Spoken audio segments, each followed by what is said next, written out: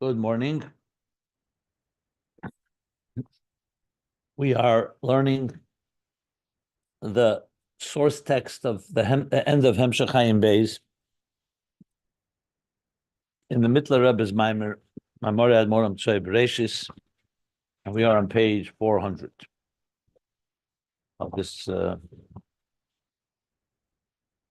Maimer. So to give a slow overview, we'll start from the small picture of where we are right now and broaden it out, zoom out, a bigger picture of the Mittler Rebbe's Maimer, the Alter Rebbe's Maimer, and above all, Hemshech Chaim Beis itself, which is what our core learning is about. So specifically, what we're learning here is about Ner Mitzvah. In the context of the purpose and mission of a soul's coming down to this world to transform the dark world, the animal soul, selfish animal soul, the body, and the larger world, the world at large.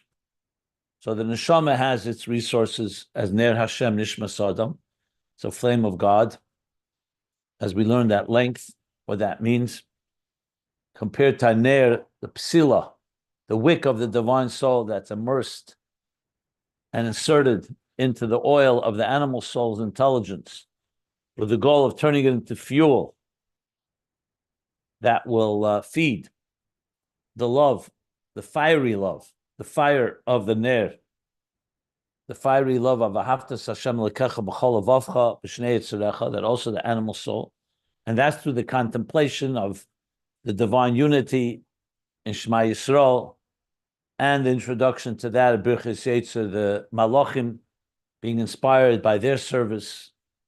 They are in turn the root of the animal soul itself from the Sheba Markova, like we learned. That preceded by Psukei de Zimra, earlier part of the davening, all with the goal of the transformation of the animal soul. V'haftas Hashem l'kecha b'chol avavcha b'shnei yitzarech. In the words of the Torah, that's the neshama on its own. Then the neshama is also given a gift, like we learned, that's tzedakah, called mitzvahs. We'll soon learn about Torah as well. Right now, Ner Mitzvah.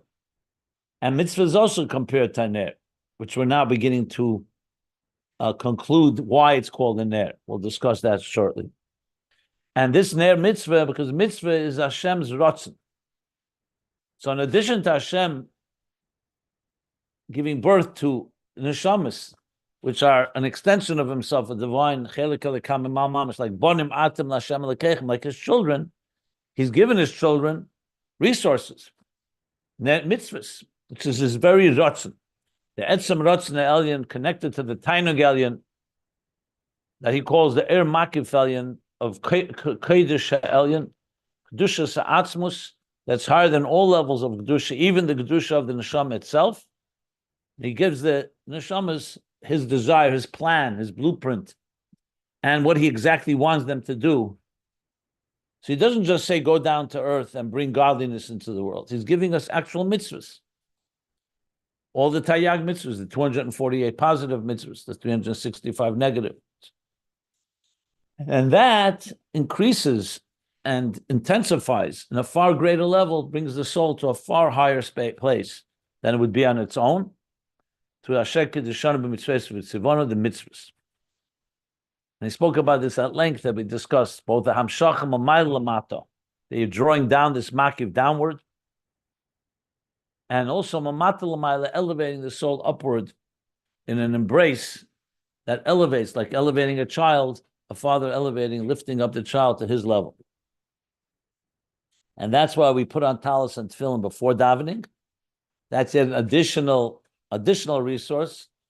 As mitzvahs, they're a form of makif, literally makifim, that we surround ourselves, that embrace us, that gives us the strength to be able to then daven and say Shema with all the intentions and all the power that we're discussing here of transforming the animal soul.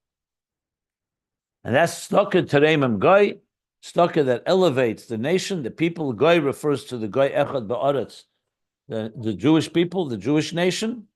And he discussed how mitzvahs and tzedakah, their similarities and their commonality. Was tzedakah is a name for all the mitzvahs. Yes, Freddie. And these mitzvahs are about elevating.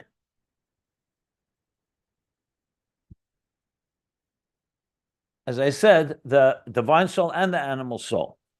So that's tzedakah teremim goy. Let's see here that he spoke about on page 397. Different aspects of tzedakah which we discussed. And ultimately it says tzedakah because this is a leap, a quantum leap. Because it's not the regular progression and growth from level to level. It's a mitzvahs are bringing down anoichi, the highest level, like anoichi Hashem Elokecha from Matan Torah.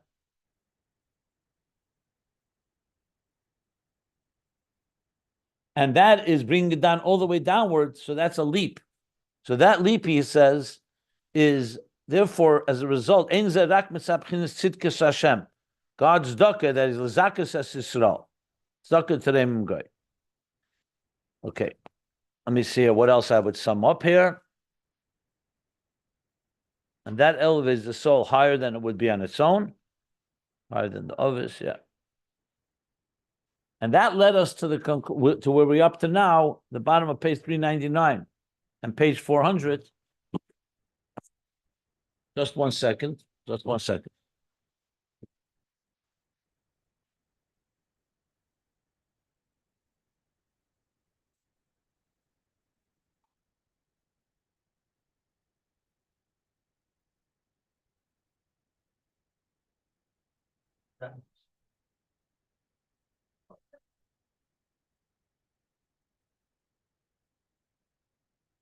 Okay. And that led us to what we learned in the bottom of 399 and 400.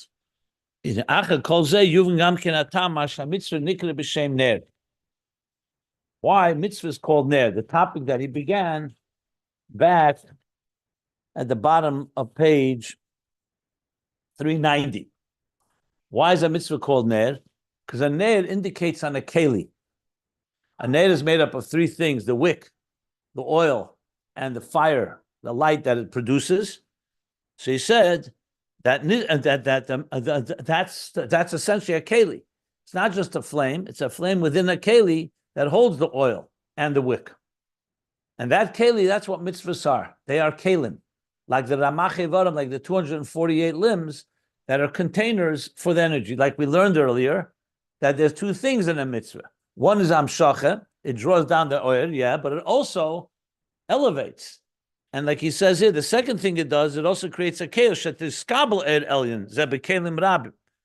this energy, like an usher and an usher can give tzedakah, but you also have to have an ani who's receiving it and containing it and integrating it.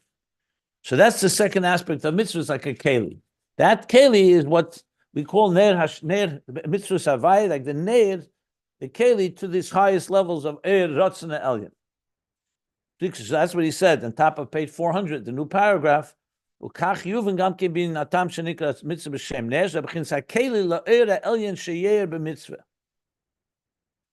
to the kodesh elyon. So a mitzvah also is a keli, it's not just a transmitter of energy, it's also a container that contains, and that container, he explained, consists of two things: the person, like Osher and Ani, the person who's doing the mitzvah, but also the very Maisa HaMitzvah, the very action of the mitzvah serves as a container, whether it's tefillin or tzitzis. Al ken nikra mitzvah ner shemachzik ha'er, ner mitzvah, masha ner machzik b'teichei hashemen, shekol v'nichel be'er al yedei psila shenikra ner memutzik kanal. That's where we stopped. So he starts to discuss the details of the wick and the oil, but overall we understand now that ner is a keli. Interestingly, by ner Hashem nishmas adam, the focus was not so much a keli, even though neshama also is a keli. It's a keli for the divine as it comes downward. But there, the focus more was that neshama is the wick, and the nefesh habamis is the oil. With a mitzvah, he adds this whole emphasis on a keli. Okay, that's where we're up to. Now, just to broaden out, as I said, to zoom out a bit, the bigger picture here is this Ner Mitzvah is all, as I said, an extension, a continuation of the discussion of Ner Hashem Nishma Sodom. And all this in Ayin Beis, where it all comes together, like it does in these Maimorim, the ultimate goal here is to understand how we transform. Like we know, the theme of Ayin Beis is interface, the transformation and the integration of the divine and existence, both Mamayla Lamata, Mamata Lamayla. And hence this connection here to mitzvahs, both Mamayla Lamata, Mamata Lamayla.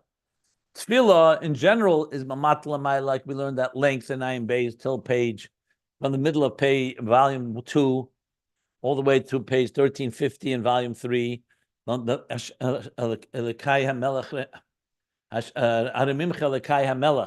elevation of Elikai HaMelech, of the divine within existence, to Aramimcha, to Keser, to the transcendent levels. And then on page 1350, he began with Torah. Let's start talking now about Hamshachim Amayla Mata. That's where he brought this Maimer, the Maimer of Torah Mi Kashem Elokeinu Magbiel L'Sheves, and the beard on the Maimer in Torah that we learned. And now the Maimer in Mitla Rebbe is all cited by the Rebbe Rashab when he starts talking about Amayla Mata. And there he talks about Torah and asks a bunch of questions of Torah. Then he talks about Ner Mitzvah and the difference between Ner Mitzvah and Ner Neshama. Then goes the whole Arichas at length about Hariyah, the power to see, where on one hand, the vision in the eye requires support of light, the light of Torah Mitzvah, the light of Malachim, the light of the Einei Ha'eda, the leaders. On the other hand, the eye itself fundamentally is a seeing eye. And when La'asad Lavi, the eye itself will be able to see with Etzem Koyach Hariyah. With that, he uses to come to explain this whole idea of Ner Mitzvah and Torah. But being that the Rebbe Rashab never finished the Hemshech, we don't see it all tied together. But we are going to do that as best as we can, based on the fact that we have the Mitla Rebbe's Maimer and the Alter Rebbe's Maimer. So now when we get back to the topic on 1366 is where, or 1466, I'm sorry. But before that, I think it's 1462, where he finally gets back to Ner Mitzvah Torah. Let me just look at the actual page. 1463. He comes back after the long Arichas and starts talking about the Ner Hashem Nishma Sodom. Then he comes back to Ner Mitzvah, and to understand before he goes, and then he starts talking about a length that what we learned about the Hizbonus and Shema that helps the animal soul to come to love God. But the Rebbe Rashab never gets back to the animal soul. He definitely does not get back to Ner Mitzvah. But now learning it all in the Mitla Rebbe, we see that this is coming tied together all the central themes of a neshama as it works with mitzvahs and, well, tefillah, which we'll talk about later, mitzvahs, Torah, which we'll also discuss soon, that it all come together and basically be tied together all the knots of the hemshech, of the themes in the Hemshech Hayim Beis, of the interface between the highest levels of the divine that we're learning, all the way down here in existence. Like he said, "V'yidaita hayem v'shavesa levavecha ki avayu elakim b'shamayim mimal v'al oretz mitachas ein eid." That's all going to come together as we learn further. I just wanted to put it into context where we are right now. So essentially, we're discussing this integration, this interface in the Ayin Beis language. So with that, I'm ready to continue learning inside here. So we began the paragraph on page 400, which is 5 lines into the new paragraph on page 400. The pages can be found at ayinbeis.com. And unless somebody wants to ask anything, I'm ready to learn now further inside. Tell me if you want to ask anything. Okay. So after explaining why a mitzvah is called ner, the keli that magzik es ha'er, like we see, when you light a menorah, when you light a ner, a candle, it's not just a flame. The flame consists of a keli that holds that flame. That keli has in it oil, like the kelim in the menorah. The menorah had a cup. It's all the different aspects of the menorah. And in that cup was shemazayis, was oil, like we just read yesterday's parsha. And in that was a wick, and the Kohen Gadol would light the menorah. And that's how you had a ner. So he explained what the keli is. But now he's going to break it down a little further. What's the wick and what is the oil exactly? So though the Rebbe, the Mittler Rebbe already mentioned it in the beginning, on top of page 391, the three things, and we spoke about the different ways it's explained in Ayin Beis and here. Let's read this inside, and then we'll compare it to the different ways it's explained in the different places. So he's going to say like this now.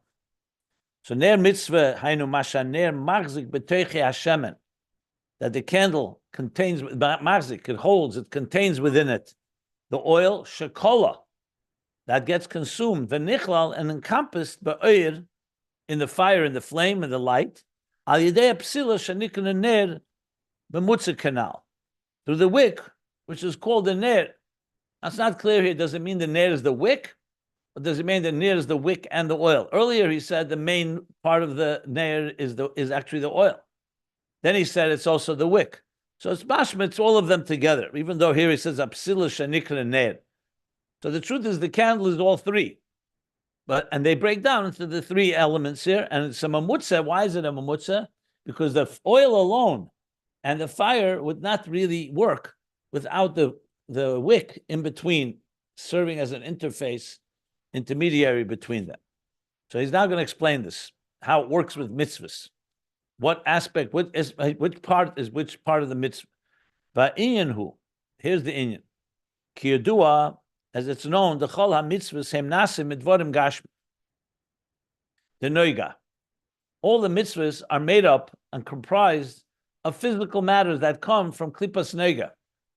Like he explains in Tanya, everything in the gashmi is the world, whether it's wool that will be used for tzitzis.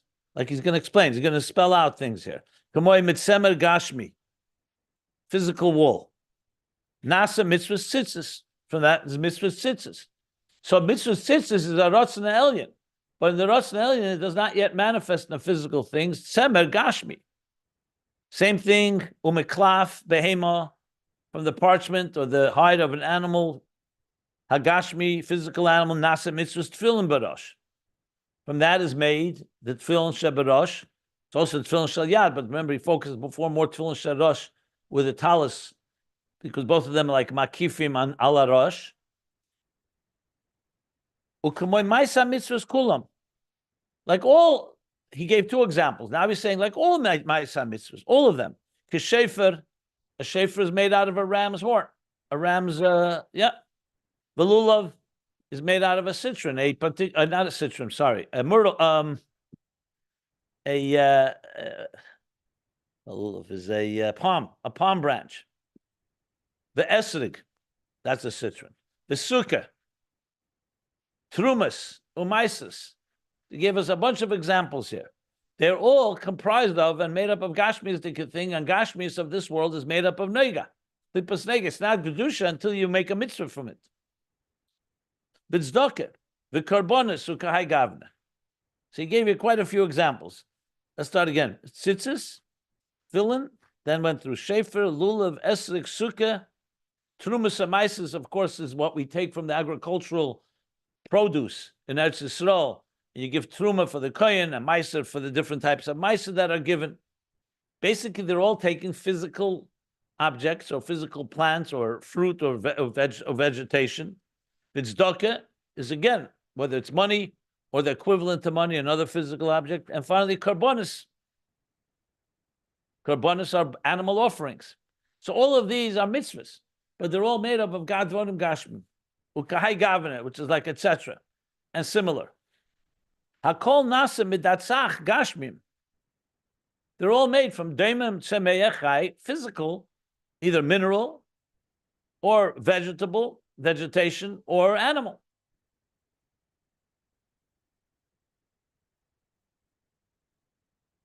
The truth is, of all the examples, I don't think he gave one from daimim. Everything was either tsemeach or chai. Just looking. Yeah, tsemeach or chai. Maybe it's tzedakah, money. That's a physical, like a coin or, yeah. So that's a statement. It's explaining what a mitzvah is. Uma'achar, shebehen nasa b'chinas hakelim de mitzvahs, and being that it's with these physical objects that a mitzvah is made up of, that creates the kelim of the mitzvahs. In other words, to have a keli, to be mamshich the ratzon elyon, God's desire, God's will, you need the kelim, which is these physical objects, each one according to its mitzvah. So these are the things that create the kelim. It says, nasim b'chinas keli le'er ratzon elyon. So these physical objects are becoming actual kelim. It's a tremendous thing. Because on their own, they're klipas nega. They're neutral. They're not, God forbid, forbidden or off limits like shalosh klipas hatmeis. So they're not dvarim asurim. They're kosher things. However, they're physical objects. And through a mitzvah, they are becoming a keli la'oir ratzon elyon. They're becoming a container, a channel to the oir of ratzon elyon, the light, the energy of God's will. Shenimshach mekedesh elyon, like we learned earlier, comes from kedesh elyon, asher kedishanu b'mitzveisav, the highest level of kedusha, all the way from Primius Atzmus Eid Ein Sof, shekedishanu b'mitzveisav mamish kanal, who sanctifies with his mitzvahs, mamish. He sanctified us through these mitzvahs. Had God not given us the mitzvahs, all these objects, whether it's wool, or it's parchment, or it's the other objects he said, would not be mitzvahs. You could use them for good things, but you wouldn't have the ratzon that God says, I want this mitzvah from you. So he says, V'zehu, this, relatively speaking, is quite a slapshazdik explanation of the Mittler Rebbe, which we don't always see. The Rebbe Rashab does this often, but a Chabad type of explanation of what a mitzvah is. It says, V'zehu shenikra b'chinas birurim de klipas nega. And this is what we mean when we say the concept of the birurim. Remember, birur comes from the word separate, clarify, and refine. A birur, when you clarify between things that this is two objects or two situations, and you create a birur hadvorim, you're clarifying. The same thing here. The nitzutzes, the divine sparks were scattered from Toyu, and they're all over, and we don't know where they are, or let me rephrase, not we don't know where they are. They're all over the place, not in an organized way. And when we come and make a birur by eating a meal, Shem Shemayim, taking parchment and using it for tefillin. So what we're doing is we're aligning the spark, and that's called birurim. We're clarifying, separating, and clarifying the birurim of kli shenasa mehem dafke. The dafke from then will become b'chinas keli l'kedesh elyon. We're turning them into kelim, not just that there are sparks trapped somewhere, wherever it may be in these physical objects. You take a sheep and you shear the wool, and you use the wool to make tzitzis. You have taken and been the bitter of the nitzuz of klipas nega in that wool, and turned it into a keli for kedesh elyon. Shezahu yibchinas tchilas hamachshava v'tainug ha'atzmis behelam ha'atzmus the Ein Sof Baruch Hu. Rooted all the way. This was the beginning of his thought. Before he created the sheep, before he created the wool, before he created all these objects, what was the purpose of it all? Was his tchilas hamachshava, the beginning of his God's thought and deep core pleasure, behelam ha'atzmus, meaning in the core essence of God defined before there was any revelation. Sheyilei dira lamata dafke. Remember, he desired there should be a dira le'yizbarach b'tachtenim. This came before there were tachtenim. The desire for tachtenim, that God should have a home in this world, precedes the world. That's why he created a world. And this whole world, when you do a mitzvah, you are drawing down and fulfilling the purpose of all these objects. Why are there animals? Why is there vegetation? Why are there minerals in this world? They were created for a reason, not just put there. They're created for the reason to fulfill God's will through them, through mitzvahs. And that's the keli that we create. That's what mitzvahs are. Essentially, what mitzvahs are. So this is like a general introduction of an overview of what mitzvahs are to be able to understand why a mitzvah is called Ner Mitzvah, as we shall discuss. Any questions before I read on?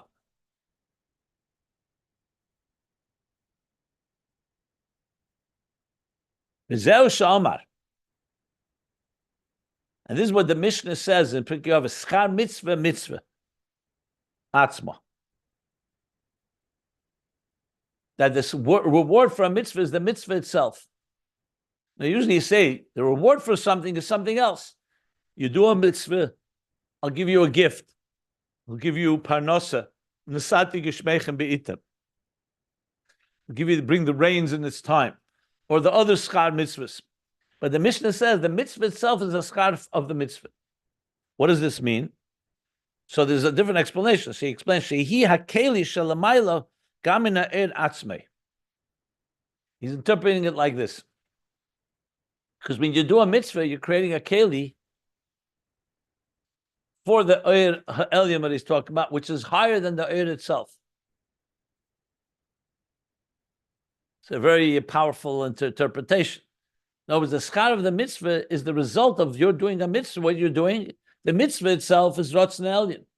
When you do the mitzvah, you're mamshich, a keli, to draw down that Oyer, and that keli is rooted higher than the Oyer itself. Kamoshi is bored. As shall be explained. We already learned it in Nayim Beis somewhat, how the kelim are higher than the Oyer. Because remember, when you do a keli, you're fulfilling the dira b'tachtenim. The Ratzon Elyon cannot be completed until you do a mitzvah down in this physical world. So take, for example, neshamis or malachim above. As much as they can connect to God's will, but they cannot put on tzitzis, and they can't put on tefillin, and they can't do sukkah and lulav and esrig and everything he mentioned, trumas, maises, karbonis. They can't fulfill it in tachtein because they don't exist in tachtein. They're not inside this physical world. When you do a mitzvah, schar mitzvah, the schar of the mitzvah is the mitzvah itself, because the mitzvah creates also the keli, which is even higher than the Oyer itself, that's nimshach, that is drawn through the mitzvah. That's how he's interpreting it here. Okay. So Wow. I'm sorry. I was just going to say we're activating it. We're activating it, right? We're activating. I mean, sort of like going back to Ayin Beis, where the Malachim were doing their thing with the intestines and, you know, like the stomach and all of that. Are we activating that level? You know, that's what our part is in it. Otherwise, it would just be there as in potential. Well, if you don't have a person doing a mitzvah, there's no mitzvah. Right, but you could have wool. You could have wool and an animal hide, and all these objects. If a person doesn't come and do a mitzvah in this world, there's no keli. It's not fulfilling the mitzvah. But those physical objects you say are rooted in a higher place, right? No, that act of creating a keli for the Oyer is higher than the Oyer itself. That's what he's saying. Okay. The act of doing something that in turn draws down the divine will in the mitzvah is greater than the divine will itself, or the Oyer of the divine will, I should say. Oh, wow. Because that's the intention. He just explained that the whole intention is to have a dira lamata dafka. He wants a home down below. So the fact that God has a will for a mitzvah is great. It's a very high level, but it's fulfilled and realized when you actually build that container in this world, and that's the actual mitzvah. The world does not have that on its own. The world, without Adam and Eve coming into the Garden of Eden, without a human being coming and using the world for creating a home for the divine, the world remains neutral. It doesn't mean it's a bad world. It could be a very nice world, but it's not a keli for the ultimate purpose of it's like building a house, but no one's living in the house and no one's using the house. So it's a very nice mansion, and it's all according to the plan, but you need someone that actualizes it all. V'zeu inyan hashemen, and this is the oil. This is the idea of the oil. When we talk about a candle, hashemen shebener, the oil in the candle, shekola ba'ir canal, that gets consumed in the oil. So the oil itself is the flame of God, the divine flame, as a divine mitzvah that we're performing. But the only way for it to be performed is you need a keli, and the keli is the oil that is fueling it. What fuels the mitzvah is the actual, let's say, the tzitzis, the tefillin, the maasros, the trumas, the karbonis, whatever the mitzvah that we're doing is the fuel of it. That's the shemesh shekola ba'er kanal shehu kol inyan ha'maisa the mitzvah.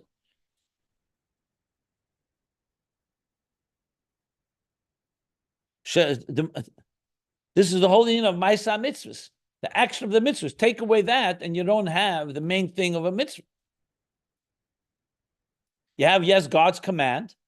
He wrote it in the Torah, but someone has to perform it. So called inyan ha'maisa the mitzvahs and maisa b'chachma asisa. Kulam b'chachma asisa. He's focusing on the word asisa, that everything is b'chachma asisa. You've done with chachma, with wisdom. B'bchinas yesh gashmi, and this mitzvah consists of a yesh gashmi, this maisa mitzvah, of an actual physical substance. Shenasa mebchinas bittul v'keloyin lo'era elyon elaki shemer bay.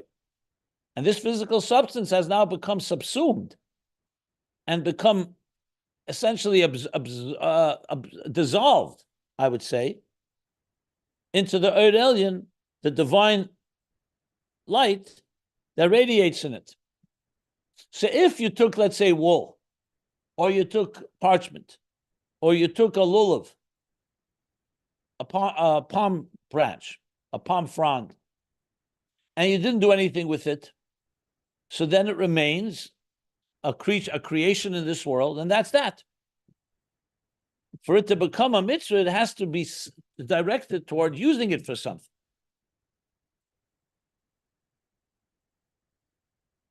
Essentially, to put it in scientific terms, when you take the matter of this world and you turn it into a form of energy, take a microchip, since it's in the news nowadays, with AI, the explosion of the new microchips that are being created for AI.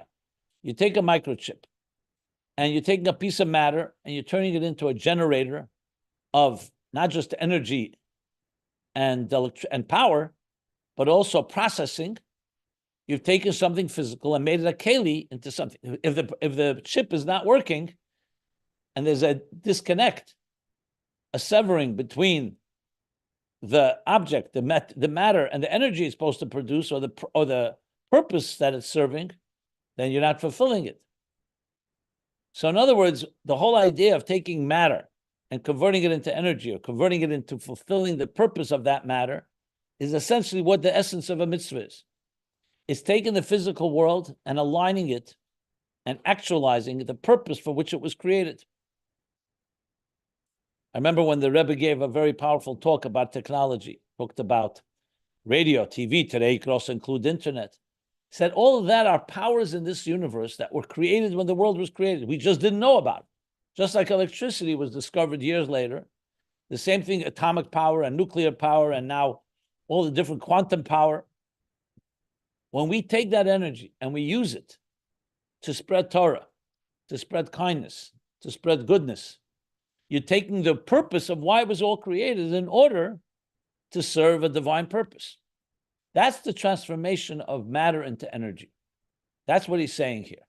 And that's how a mitzvah is fulfilled. You're taking a physical thing and you're turning it into oil, fuel for something divine. Briefly, that's the bottom line. That's the punchline here. That's why it's shemen. That's the keli that's being made. Now, if it was shemen without being a keli, like oil that's just sitting there, or the oil is burning for other purposes, not for any divine purpose, then it's not serving as a keli. It's not fulfilling its purpose. But when you're fulfilling a purpose, you're taking matter, you're tapping its reservoirs and its energy reserves within it and transforming it. That's Maisa Mitzvah. Yesh Gashmi, Nasa Bechins Bittel v'Keloyin Lo'er Elyon Elkish Shemeir Boy, Kamoisha Mislabish B'Tzemer the Tzitzis. Like, taking the example, that what manifests in the wool of the tzitzit, Mebchinas Makiv, the Malchus. From there, the Makiv, the transcendent energy of Malchus that manifests in tzitzis. Ubeklav the Tefillin, and in the parchment of Tefillin, Medalad Makifim, the Dalad Meichin. is the four transcendent energies that are connected to the Dal Mech, which is Chachma Bina, and Das breaks into two, the Heich Sodim and the Heich Gvuras. That's where you have four batim, you have four sections in the filling on the head. So, bottom line is, these mitzvahs are kalim, they become kalim for the very powerful transcendent energies. Ukahai Gavne Bechola Eres Al Yenim the mitzvahs, and similarly in all the supernal, all the higher levels of divine energy, in the mitzvahs Shemeirim V'Nimshachim B'Maisa Shalahem, that radiate or illuminate and are transmitted and drawn in the actual Maisa, their actions, these actionable mitzvahs, Shenimshach Mekedesh Elyon, that are drawn from where? From Kedesh Elyon, Asher Kedeshanu. It's all rooted all the way in the high level of Kedeshanu, Kedesh Elyon. And as the Maisa mitzvahs, the actions that turn into, that become kalim, that turn like oil, that become kalim, that fuel the divine energy, the divine purpose. The Zeu HaKol, and all this is compared to Kimoshel Hashemen, to the example of oil, Shekola, that gets absorbed or consumed, V'nishav, and is drawn, Ba'ir HaDelik canal, in the burning fire, in the burning flame. Like we see, the oil slowly gets subsumed, consumed, gets absorbed, and into the fire that's burning. V'zeu shekosa b'zeyar, and this is what we mentioned before from the Zeyar, B'shemen al reshach, the shemen on your head, that refers to dohu uvdin tovin. That refers to the good deeds that a person does, the dal. The dai lemavin, again, Mitla Rebbe's classic sign-off. It's enough for those that are discerning, for the discerning ones. Dai lemavin, for the maven. So, though we learned this idea before, I think this is spelled out a lot more than has been spelled out till now in understanding the exact dynamics and understanding why a mitzvah is actually called Ner. This is a beautiful explanation. Because if you wouldn't use the word Ner, all these ideas would not really be fully manifest. So the candle captures what a mitzvah actually is doing, the transformation of matter into energy, in this case, oil into fire. And it's a beautiful way of visualizing that we come into a material world that's like a combustible and flammable entity that has the potential to produce tremendous amount of light, and it's our job is to ignite it. Our job is to light the world up and turn the material itself, should fuel spirituality. The material world itself should become the fuel that illuminates and warms the entire world with divine purpose. That, in essence, is what the whole idea of Ner Mitzvah is. Okay. I think it's pretty clear, but I'll stop anyway if anybody wants to ask anything.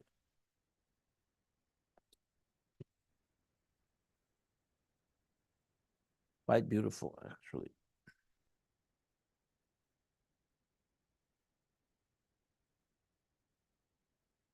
But now we need to understand what's the role of the wick. This explains the process of the conversion of matter into energy, of oil into fire, into light. What is the process of the wick? I'm sure if we had a scientist there, probably can be related and find parallels to how this process is generated in laboratories today and in different technologies that are developed, including in physics and so on. Atomic reactions, nuclear fission, fusion, is all a process of turning matter into energy.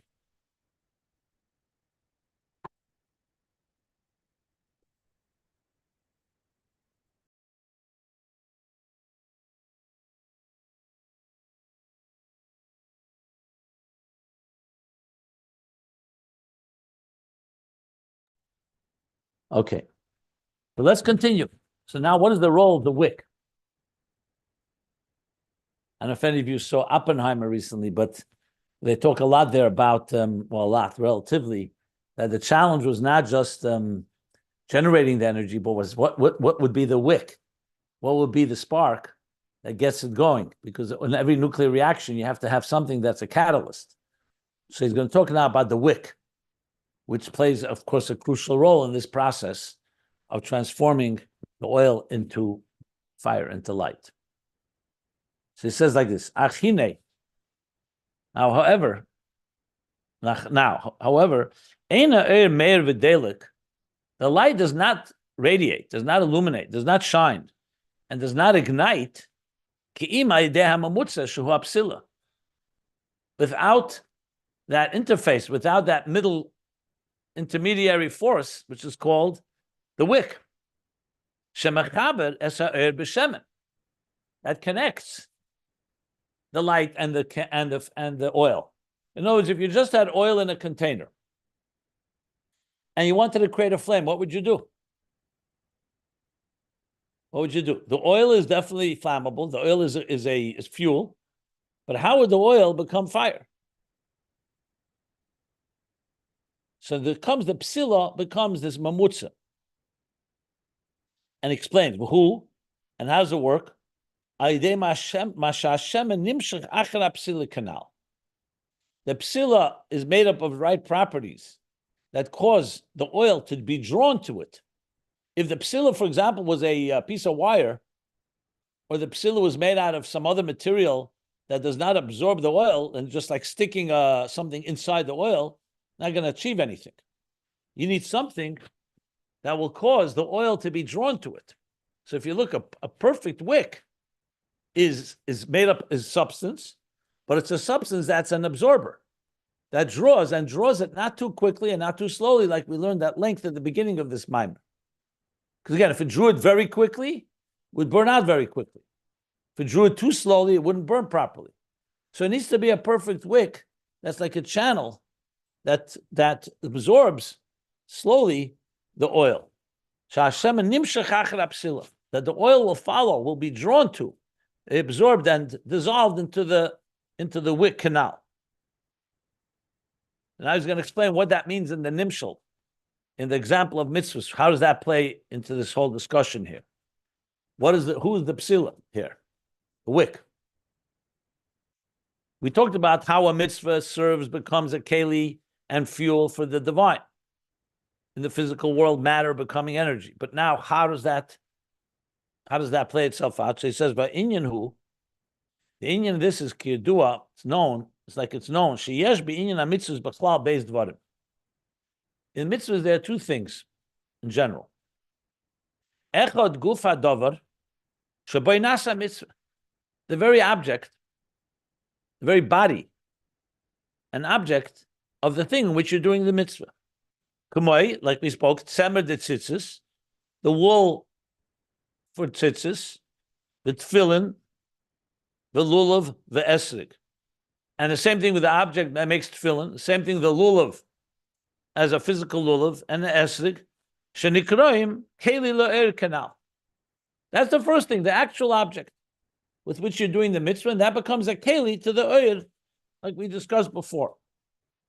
And that's why all the halachas, all the Torah, all the detailed laws that tell us what's kosher for a lulav, what's kosher for an esrig, what size, how to do it. There's a lot of details. It's not just you can take anything, any citron, any esrig growing in the field. It has to be precise. The same thing with tefillin. It has to be made a certain way. When you craft tefillin, the size of the tefillin, what's in it, to make it kosher, and so on. So there's a whole bunch of details that define how that piece of matter will become a keli to the air. So all that is number one. A mitzvah needs a gufa mitzvah. Without that, you don't have the actual mitzvah. What's the second thing? V'abeis masha adam oisa mitzvah. What you need a person. You could have a perfect set of tefillin. You could have a perfect lulav and esrig, and come sukkah, so there's no one there making a blessing on it. And doing the mitzvah, it just remains there. There's no mitzvah was accomplished. So there's the person who performs the mitzvah, u'mekayme b'maisa, and realizes it or fulfills it in action. Sha'oz dafke nikra mitzvah. That's when it's called a mitzvah. A mitzvah was performed. So what does it mean in using this example? V'hu kishaloivish hatalis, when he actually wears a talis, puts on a talis, dons a talis. and monech tefillin and dons tefillin. It's not just sitting on the table or in a bag. V'neit la lulav, and he takes the lulav. This all is what the human being does. The mitzvah itself, the object itself, is not going to do this. She'ima ein esa mitzvah. If he does not perform the mitzvah, lo nimshach b'chinas kedesh elyon b'mitzvah zu. The kedesh elyon that we're talking about, this high level of transcendent divine energy, will not be drawn and not be generated in this mitzvah. Ukamaya esek she'ein neitle lemitzvah, like an esek. If you don't take it for a mitzvah, ain't a keli le'er klal. It's not a keli to any er at all. It potentially is, but not never was actualized. It's like having a resource. Think of oil that was never lit. It remains oil. It never become fuel. So it's not a keli le'er klal ukahai gavna.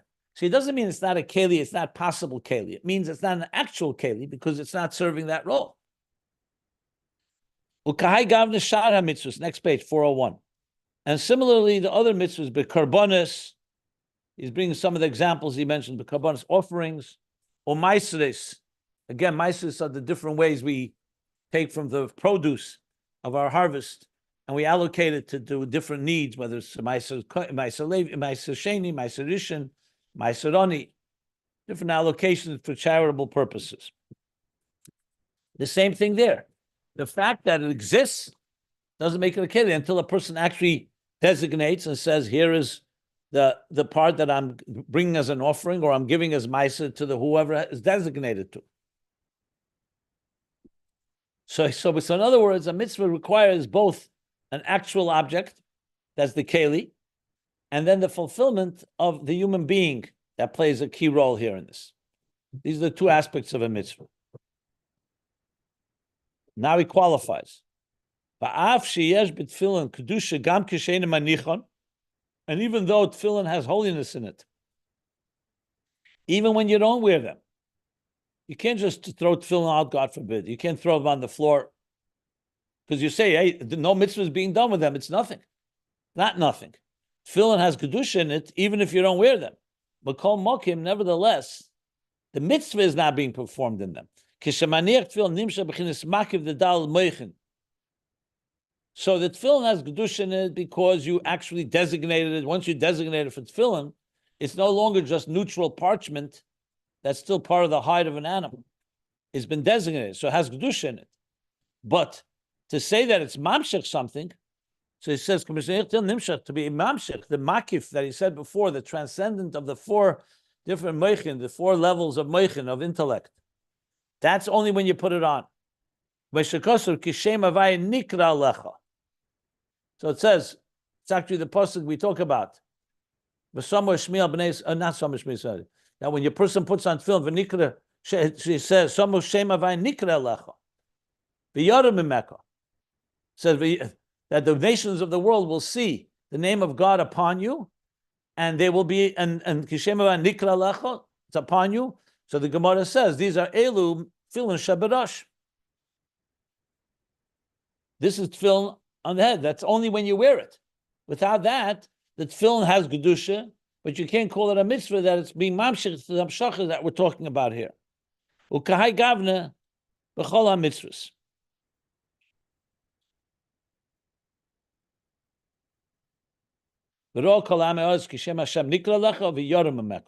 Doesn't bring the second half, but I just brought it because in context of the war, that tefillin has the power to drive fear in our enemies. But bottom line is Hashem avan nikra lecha, because you're wearing it. You're actually wearing it. The same, similar with all the mitzvahs. So what does that mean? V'hainu. This means dafka de inyan kavanah v'rotzon hatev sheba'odam ha'esa mitzvah. This is drawn dafka when you have the intention and the rotzon hatev and the correct aligned will of the person who's performing the mitzvah. So you have someone who's actually performing the mitzvah and doing it correctly. So now he's adding one more point, the point of kavanah. So firstly, you need someone to perform the mitzvah. Now he's adding, he also has the right intention. Because you could also do a mitzvah without the right intention. Ukamanda Amar, mitzvah tzrichin kavanah. Like the opinion that mitzvahs need intention. V'reusa deliba, and a will of the heart, a desire of the heart. Kamei kavanah is the birchas amitzvahs kedim she'esa, like the kavanah, the intentions that we have when we make a blessing on a mitzvah before we actually perform it. So in addition to doing the mitzvah correctly, with the right intention, we also, the kavanah that comes to the birchas amitzvahs before you do it, shal zeh omar asher kedushan b'mitzvaysav. That's that statement that we've been saying when we say, you sanctified, asher kedushanu, the one who has sanctified us with his mitzvahs. That's a bracha before the mitzvahs. Like we learned earlier, that's a bracha that prepares us to be mamshil the in the mitzvah. So all that is done by the person who's doing the mitzvah. The object itself doesn't make a bracha. Who makes the bracha? Who has the kavanah? And who's actually performing the mitzvah? All the things I just mentioned. You need a adam, a human being, a eisas mitzvah, which is the second element that's necessary in a mitzvah. Shaydei dafke. And that's when dafka, when you have the one who's performing the mitzvah with the right intention, nasa b'chinas yichud elyon b'mitzvah zu, then you have the yichud elyon, the higher unification you've generated. You've actually triggered a state of unity of the Ratz in this mitzvah. V'nikra mitzvah Hashem mamish. Then it's called God's mitzvah mamish, a mitzvah Hashem mamish, because you actually did a mitzvah. Not just potential and not just was ready for being done a mitzvah, you actually did it. That's the unification of Kudshabricha, the transcendent, the divine. And the Shechina, like in Malchus, the divine that manifests within existence, Shebachol mitzvah, that exists in every mitzvah. And that yichud only is after you perform the mitzvah. Mashenkin kodim sheisha mitzvah. But by contrast, before you did the mitzvah, this yichud was not generated, was not triggered. So that's, he said, two things that every mitzvah needs. One, again, is the object itself, the keli, that's a keli, and then is the performance of the mitzvah through the person that's actually doing the mitzvah. And that's when you have these amshachas that he's talking about here. Well, Lakach Yisrael, and that's why Yisrael, because who does the mitzvahs? It's Yisrael. It's the people of Israel.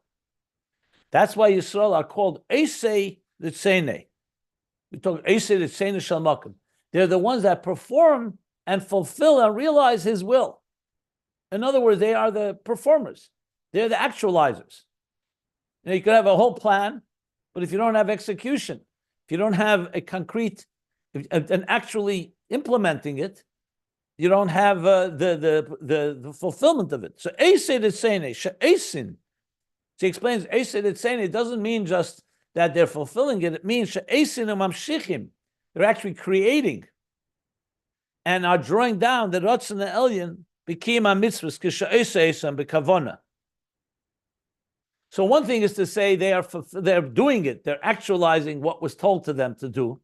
But eisin also comes from the word that it's actually drawing down because it's creating everything that the mitzvah does is created by the action. Because when they perform them, because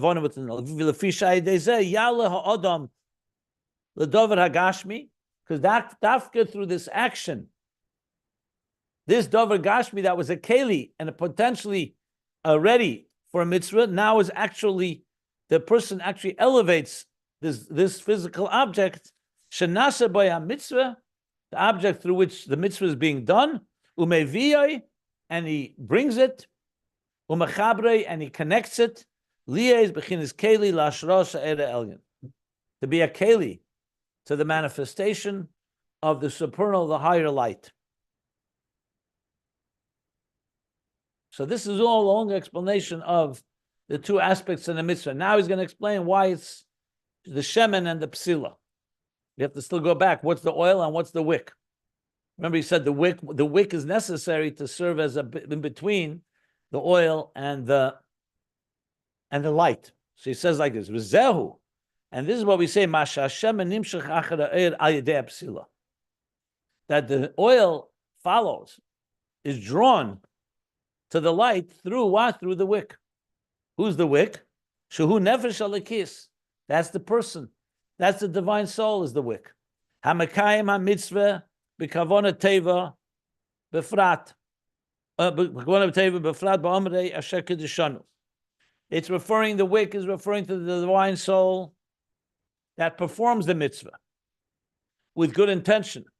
And specifically by saying Asher Kedushanu, which only the person is saying. The is batul nichla b'er Hashem. So what is he achieving? He's causing that this object, which is the mitzvah, should become batul v'nichla b'er Hashem, should become nullified and absorbed and encompassed in the light of God. Shem islabish b'zeh, the kavanah b'er Hashem that manifests in it. Shenikra kedush elyon. So it's the wick, the nefesh halikis, that's causing the shemen, the physical object, to be a keli talakus. The im loy mekayim mitzvah b'maisa b'pel mamash b'kavanah, and if he does not perform the actual mitzvah in action and intention, loy nasa b'chinas klei le'er klal. The oil will not be a keli to the air; it'll just sit there. It'll sit there and will not fuel and not become anything connected to the light that it produces. Vidal, the Maven, again, Mittler Rebbe's signature expression. V'zeu shekosav, v'sheman al reishach lo yechsar.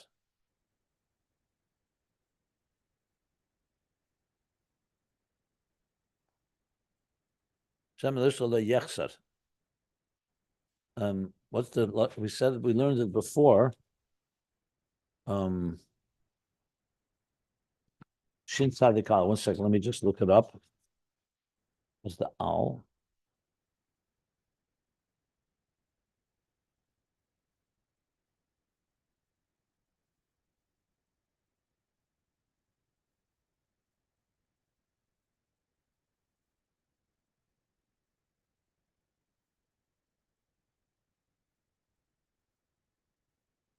I'm not sure what the Al is. Shem al reishach lo yechsar. Let me see something.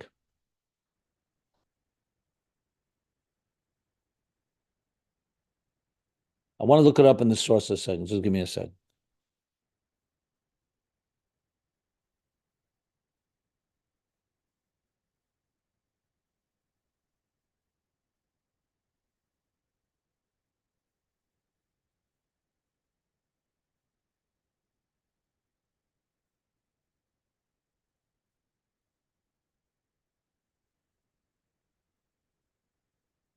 Test. 8, 9, 1 second.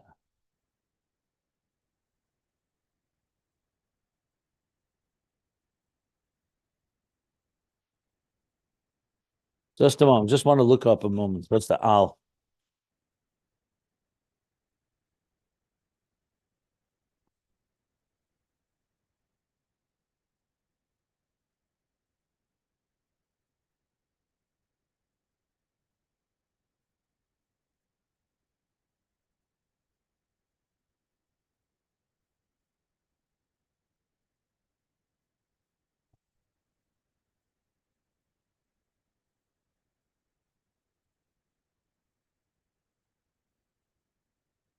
Not sure what the Al is. Al, maybe. Oh, Al. Okay, my mistake. I got it. So Shem al Reishach is actually, it's in Ecclesiastes, Kehelas Testes. Al Reishcha. Al Reishcha. It's in verse 8, 9-8. Before they wrote, what did I say? Al Reishcha, right? Al Yachsar. The Shemen Al Reishcha, Al Yachsar. Al Yachsar. Yeah. So he brought it before. The problem is before the footnote said 8, 9. It's really 9-8. Okay, that's why I was. So he says like this. So he's interpreting the word like this. So the oil it should not be lacking on your head. You should have enough oil in your head, basically. You should have an oil in your head. So he says al dafkit. Says al upon your head. Why? Because it's a makir. Sheina mitzvah shenasim b'kavona. Because the shemen is referring to the oil. Is the mitzvahs that are being done with intention. Midvarim gashmim, from physical matter, objects. Shekola, that's consumed or dissolved, absorbed, the nichlal, absorbed, the oira leki, in the divine light, vayidezet teir ir godel gam benefesh alikis. She's adding now another point. After we explained the psila, the wick is the nefesh alikis that performs the mitzvah, and without that you don't have anything, you have no oir. Now the other way around. The oir, the shemen, is al reishach, meaning it's adding to the person, the head of the person. Through that, it comes the air godel gam benefesh alikis. Like we learned that the shemen, the oil, adds more light even to the soul, to the divine soul. She yirba Hashem yeser lekach. I'm sorry, yeser. The shemen will add a lot more than the wick itself. The wick, even if it burns, it doesn't burn long. So the oil in turn is feeding the wick to have even more light than it has on its own, like we learned in Torah Ed, and we learned earlier in the Mitla Rebbe's Maimer, because the oil and the physical objects come from Toyu, which is higher than the Neshama's level of Tikkun. That's why it adds more oil. But you need the Neshama to direct it. You need the Neshama to get it going. Once you get the Shemen ignited and turned into fuel, the Shemen in turn feeds the soul. Sheyirba Shemen Yeser, that the Shemen will increase a lot more light than the Psila itself. Lakach Shemen Zeh lo yechsar. That's why it says lo yechsar. It will not be lacking.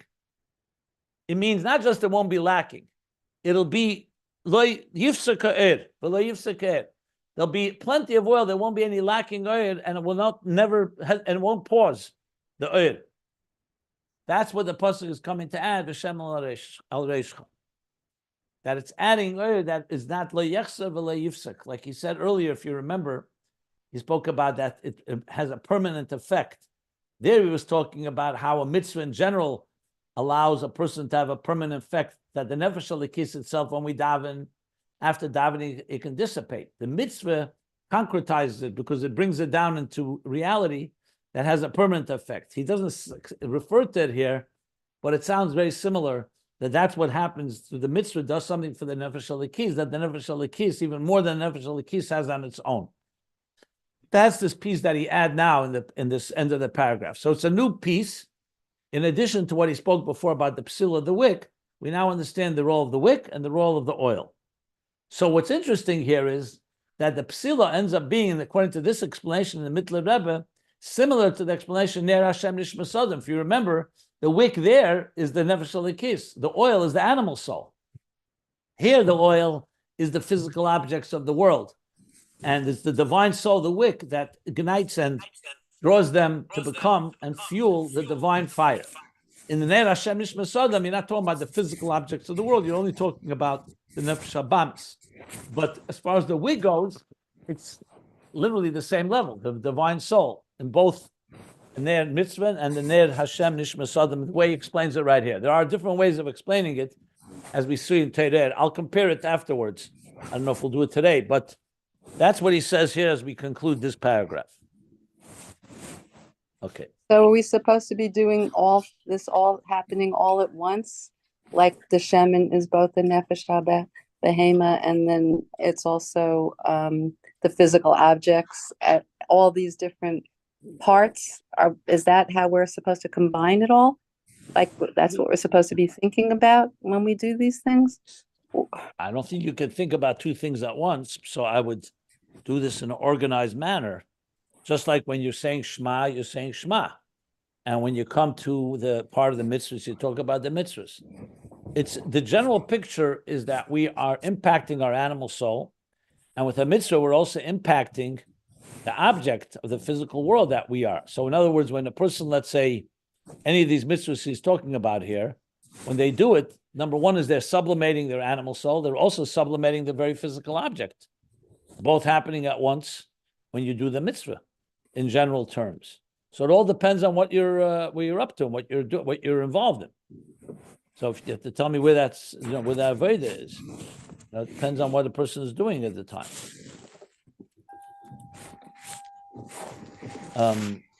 Yeah. But all these things are all corollaries to each other. it Well, just in a different you context. can't do, right? you don't usually do lulav and nesr when you're eating matzah. So, Okay. I mean, be specific. Give me an example of a right. reality. Give me a real example, real I'll time. think. I'll get back to you. Sorry. Thanks. Yeah. Okay. Are there any other questions? What I does have a it mean? question. Yirbe Hashem and Yosel. So he already said earlier, and we learned in Torah Ed. Look at the example. If you only had a wick and flame, it wouldn't burn very long.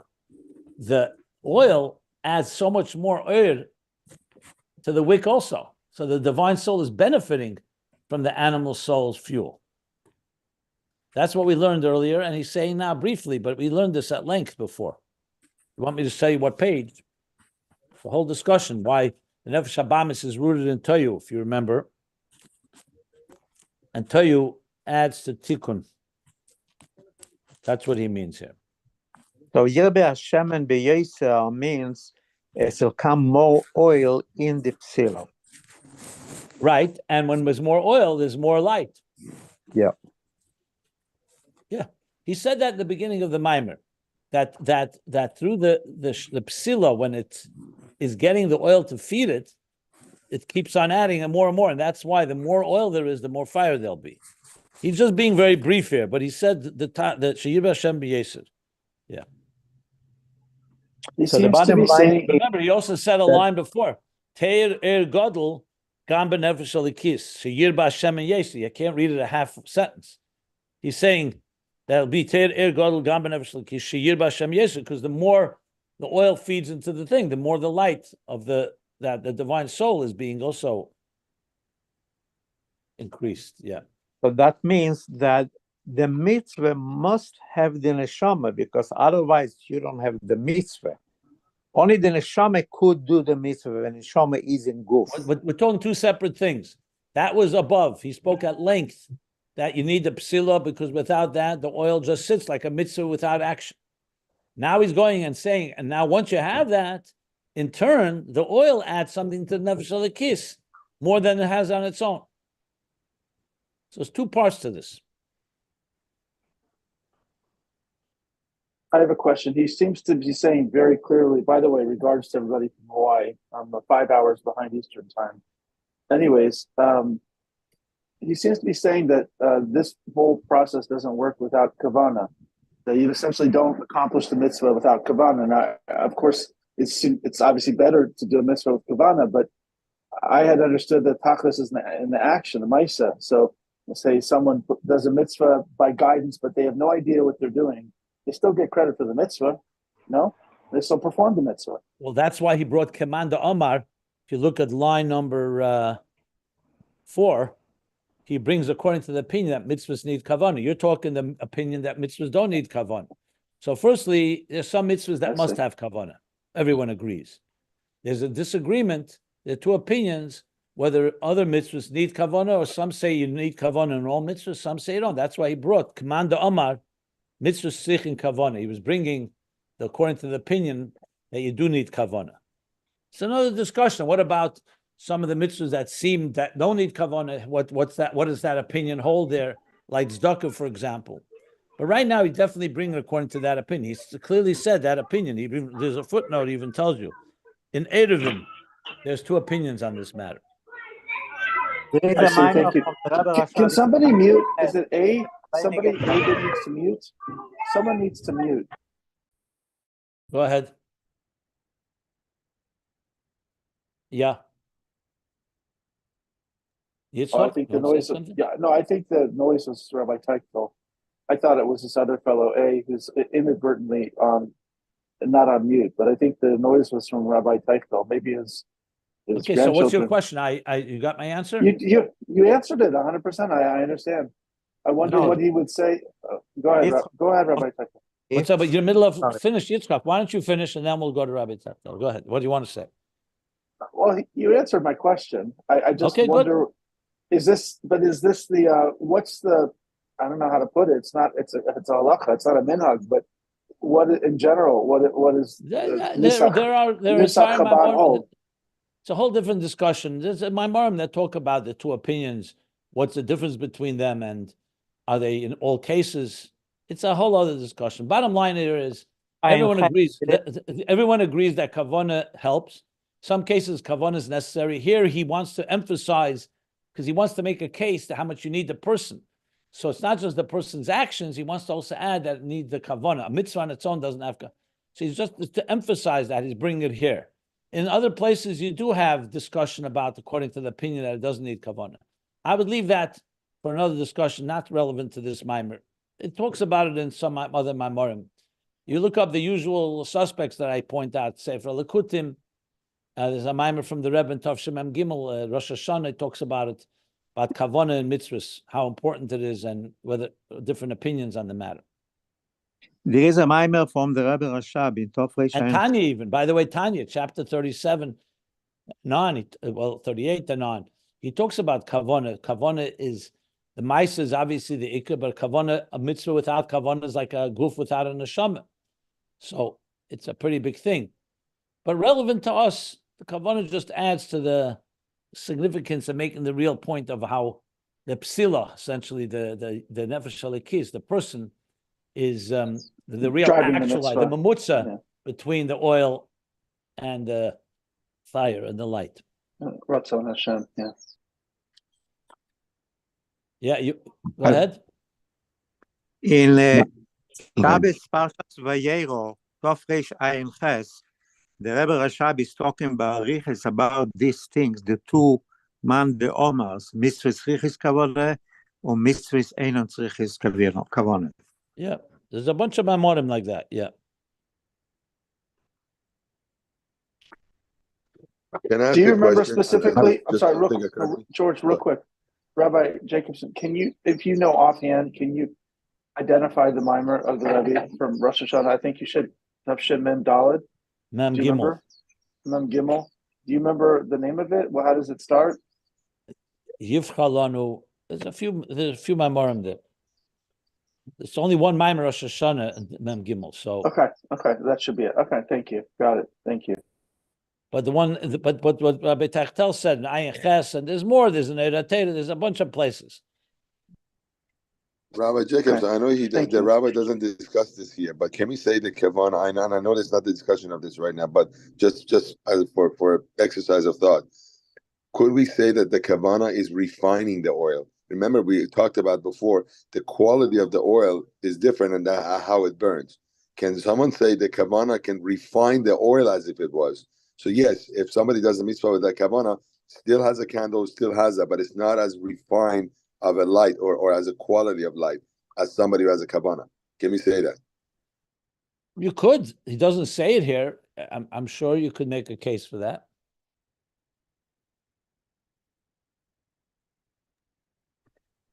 Yeah.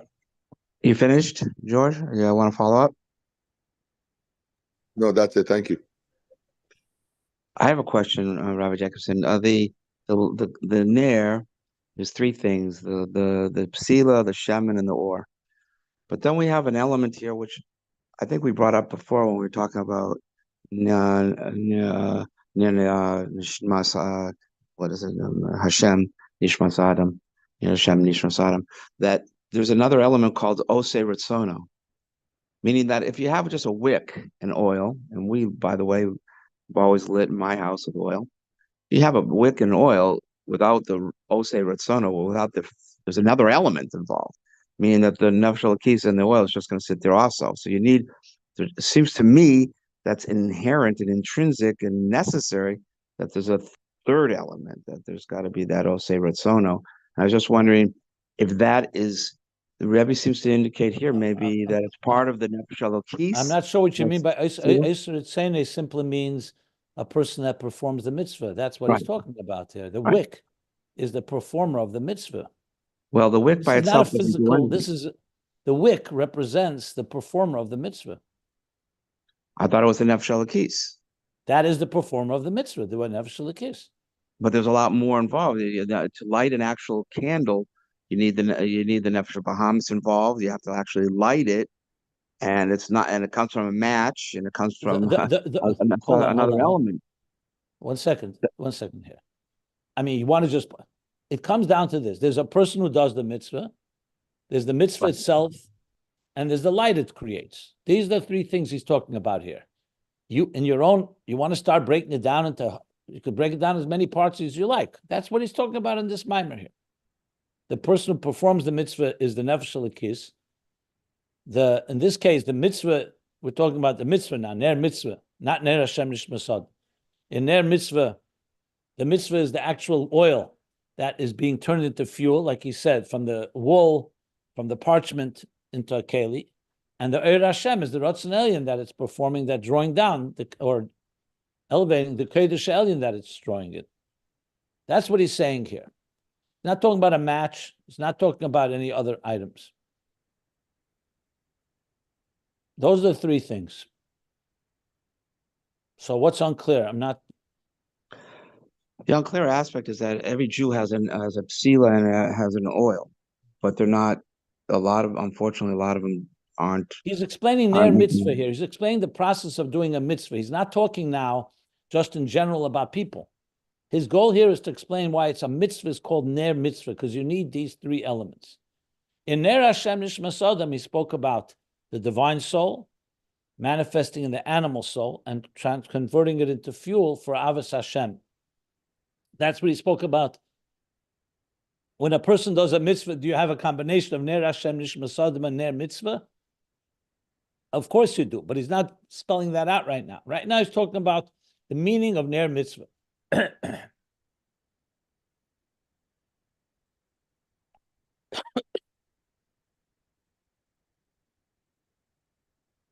So of course you have to say that in the process of doing a mitzvah, the animal soul is also involved.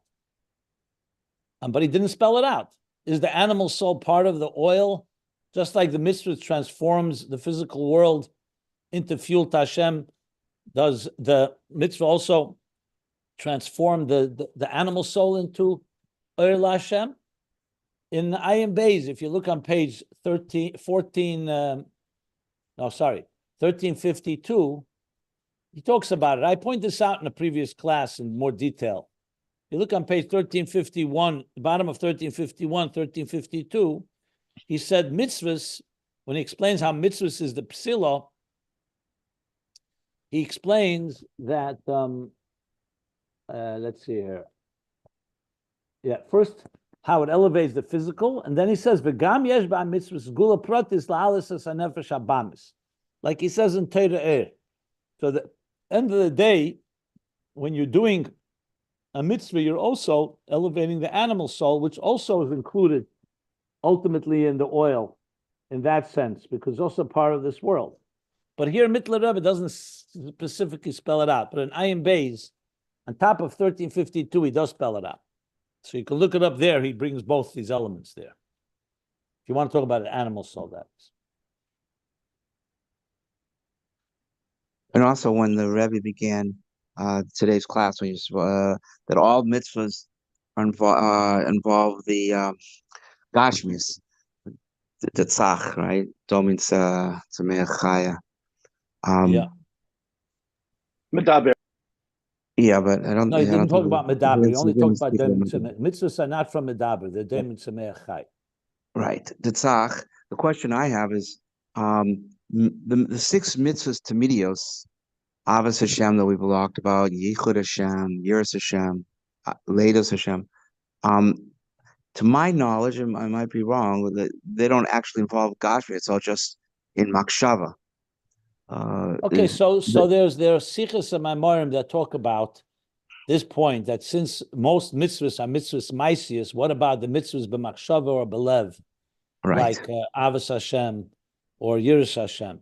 So there's this that I would refer you to the beautiful sicha from the Rebbe. Which sicha is it?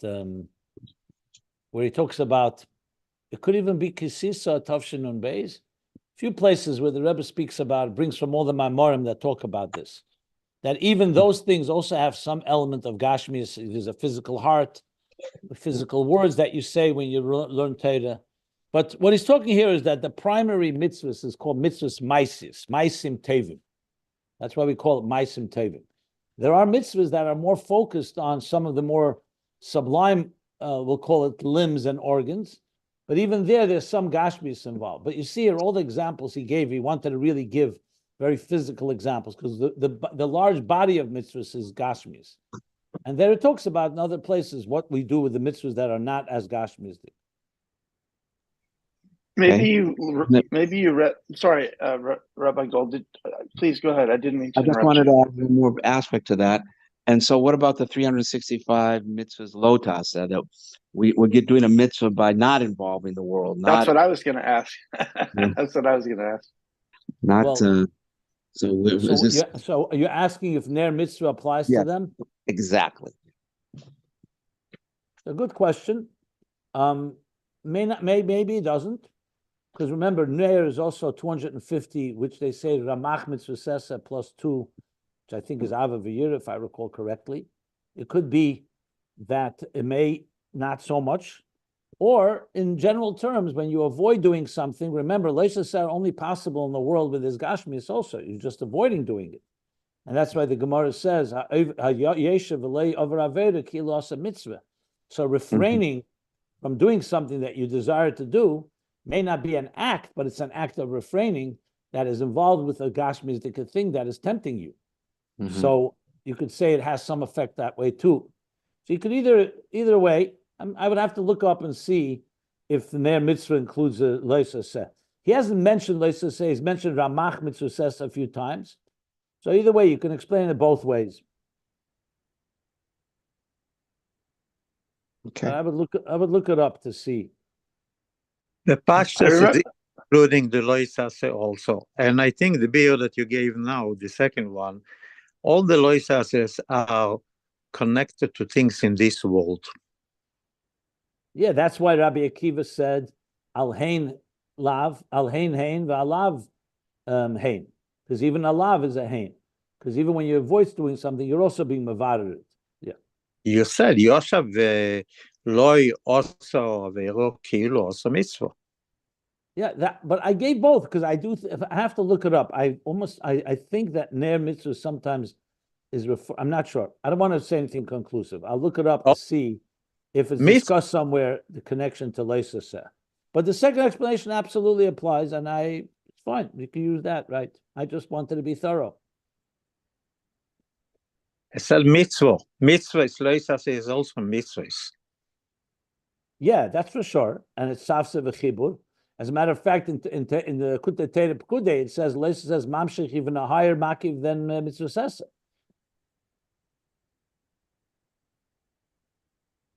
How does that work out? There's a mimer, Kutei Teire Pekudei. There's a whole mimer about that. Oh, thank you. I remember he said, the Rebbe said, maybe it was the Rebbe Shab said, that one of the functions, main functions of the mitzvahs lo saseh was to prevent you from going down a path that would sort of clog up the process of birurim. It would it's to keep you from getting stuck in the muck. Like you can't really do a mitzvah if you're schmutzig, if you're dirty. So it but that doesn't answer the question of whether this mashal dafka applies to mitzvahs. That's why I didn't use that example. I explained how Leisa is mamshech habirur. Yeah.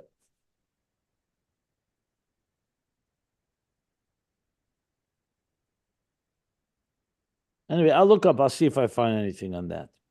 Before you turn off the recording, is there any? Didn't you say you're about to go on a break? Like, what is the class schedule this week? Starting next Friday until Tuesday. Friday through Tuesday, basically a weekend, a few days, I will be out of town. Thank you. I forgot it was Friday. Somehow I thought it was today.